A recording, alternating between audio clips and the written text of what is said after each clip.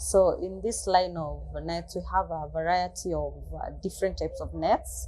We classify them as the agricultural nets. Like for instance, we have bird nets. This is what we call bird nets. They allow pollinations in your, maybe if you're doing strawberries, these are the ideal ones for you to allow pollination as they keep birds away.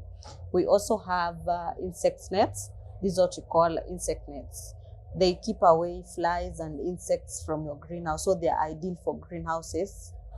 And then we have shade nets available in different ranges. We have them in 30% to 90%, ideal for your crops, to put shade in your crops, to also keep birds away.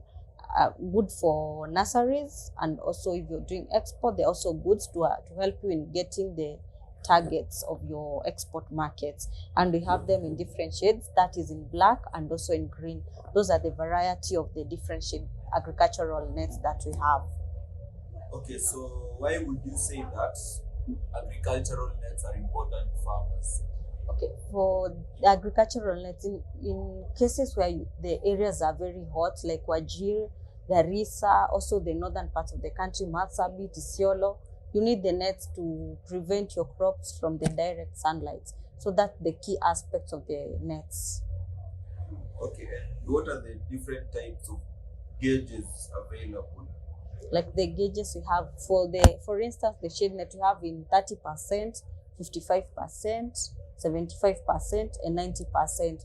All this depends, the type of net you use depends on the crop you're doing and also for what purpose. If it's for just the grown crops, the overgrown crops, or the nurseries. So they are different uses depending on the stage of your crop. Okay. Yeah. With climate change affecting rainfall in Kenya, farmers are being encouraged to store water. What are some of the dam lines that are available that you have? Okay, we have a variety of the dam liners, like in different gauges. Like we have 0.3 mm, we have 0.5 mm, 0.75 mm, and 1 mm. All these depends on your location in terms of the soil, like the surface that you're going to install your dam liner. For instance, if you have raised, the dam liners are used for fish ponds, are used for silage storage, and also for harvesting water. So like the different gauges, as I said earlier, for 0.3 mm is used for silages. For it to be ideal for silage, it helps keep your silage intact, as there is no aeration inside, and also it keeps it away from water since it's well closed and closed in there. And then we have the 0.5 mm to 1 mm. Those ones are ideal for fish ponds and also for water harvesting. But the factors you consider when choosing the dam liner is the surface where you'll be storing it. For instance, if you're doing a fish pond in a raised ground where you do it on the wooden structures, you will do the lighter one, which is 0.5 mm.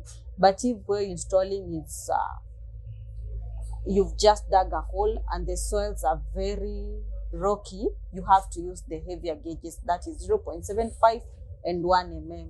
That makes it the ideal differences on where to use the liners. What other uses do dam liners have? The main use is to help in storage of water, especially in those areas where rainfall is scarce. Like you can do an underground liner, an underground water pan, or just a surface water pan where you harvest this water. You know, like the lifespan of the dam liners ranges between 3 years to 10 years, depending on the gauge. So like with that, it helps you to conserve water for longer seasons until you wait for the next rainy season in your area. And how long do they last? They last between an average of 3 years to 10 years, depending on the gauges of the dam liners. As in, how does the gauge affect the operation of the dam liner? You see, like the gauges, we have the lighter one, which is 0.3 mm, and then we have the heavier one, which is 1 mm.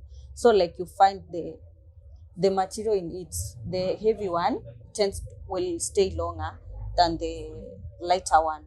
And also the place in which it will be used affects its lifespan.